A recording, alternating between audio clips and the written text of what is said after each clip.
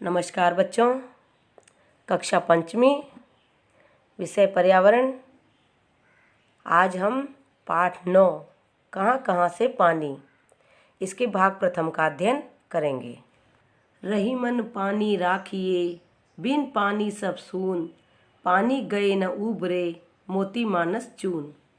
उक्त पंक्ति में रहीम जी द्वारा हमारे किस अमूल्य संसाधन की महत्ता को बताया गया है? जल की महत्ता को। बच्चों, जल का उपयोग कहाँ कहाँ होता है? भोजन बनाने व पीने में। अगर हमारे घर पर 3-4 दिन जल नहीं मिले तो क्या होगा? हम बहुत परेशान हो जाएंगे। बच्चों, हम परेशान क्यों हो जाएंगे? क्योंकि जल के बिना हम जीवित नहीं रह सकते। हम जल के बिना जीवित क्यों नहीं रह सकते? क्योंकि जल हमारे जीवन के लिए बहुत अधिक आवश्यक है।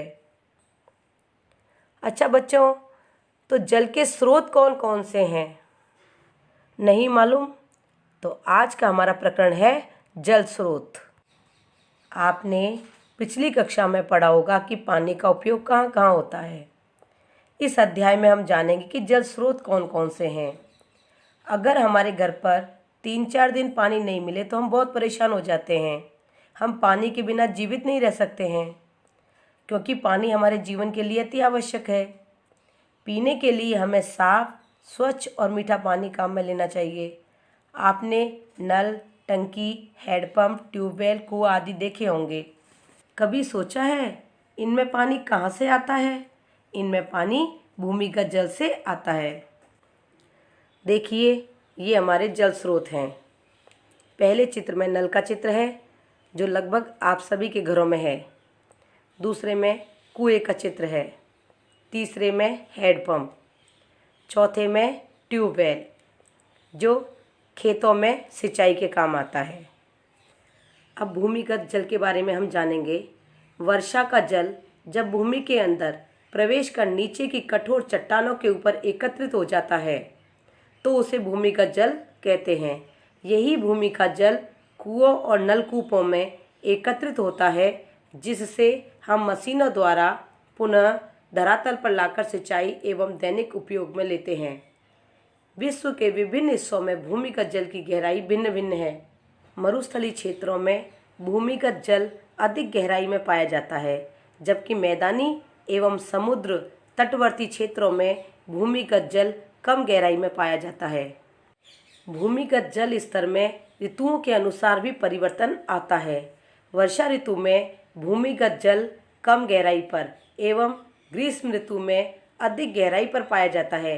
वर्तमान में विश्व में भूमिगत जल में लगातार कमी आ रही है, जिसका कारण अधिक सिंचाई, उद्योगों में जल की बढ़ती मांग एवं जनसंख्या वृद्धि के कारण जल का अत्यधिक दोहन है। दोहन का अर्थ होता है किसी चीज़ का अत्यधिक मात्रा में उपयोग करना। इस कारण भूमिगत जल का स्तर तेजी से गिरता जा रहा है। आधुनिक समाज में बढ़ते जल संकट को देखते हुए जल संरक्षण के लिए अनेक विधियां अपनाई जा रही हैं, जैसे बांध एवं नहर निर्माण, एनीकट निर्माण, रूफटॉप जल संग्रहण, बूंद बूंद एवं फव्वारा सिंचाई प्रणाली, दूषित जल को साफ करके पुनः उपयोग में लेना और जन जागरूकता फैलाना आदि। जल चक्र। जीवन का मुख्य आधार जल है। मानव, जंतु एवं वनस्पति जगत सभी जल पर निर्भर करते हैं। पृथ्वी ग्रह पर जल की उपलब्धता के कारण ही जीवन संभव है, अतः जल ही जीवन है। हमारे आसपास नदियाँ, झीलें, तालाब, सागर, भूमिगत जल आदि प्रमुख जल स्रोत हैं। इन्हें जल वर्षा से प्राप्त होता है। इस प्रकार जल स्रोतों से वाष्पीकृत होकर जल विभिन्न स्वरूपों में बदलता हुआ पुनः जल स्रोतों में ही आकर मिल जाता है। इस पूरी प्रक्रिया को जल चक्र कहा जाता है। पहले कुएं, बावड़ी, तालाब, नदी, झील आदि से पानी लाते थे। आजकल अधिकांश शहरों में, कस्बों एवं गांवों में जल वितरण पाइपलाइनों व नल से किया जाता है, जबकि छोटे गांवों एवं ढाणियों में जल अधिक दूरी से कुओं एवं बावड़ियों से लाया जाता है। आजकल गांव में भी जलदाय विभाग की टंकियां बनी हैं और उसके पास नल लगे हैं। कहीं कहीं पर हैंडपंप भी लगे हैं।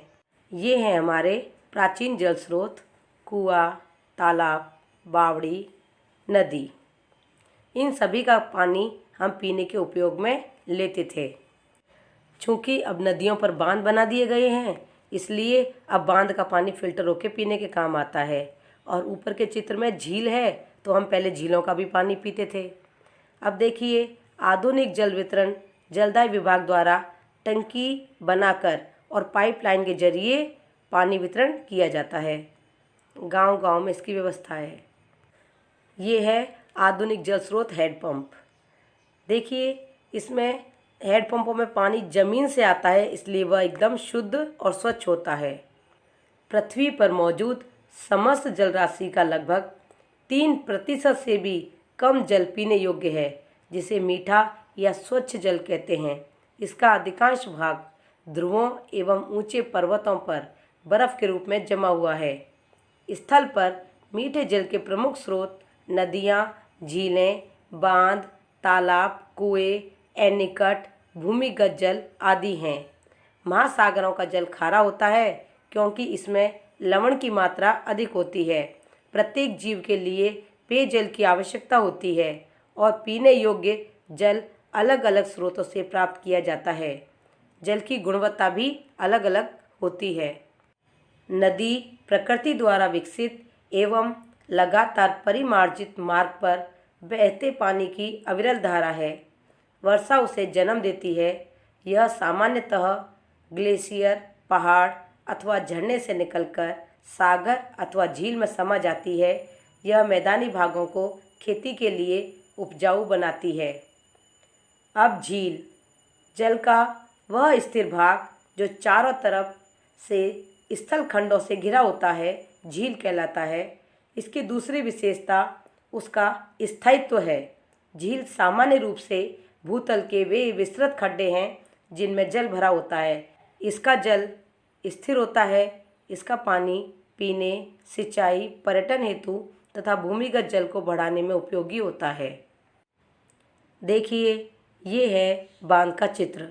बांध का पानी पीने, बिजली बनाने एवं सिंचाई के काम आता है।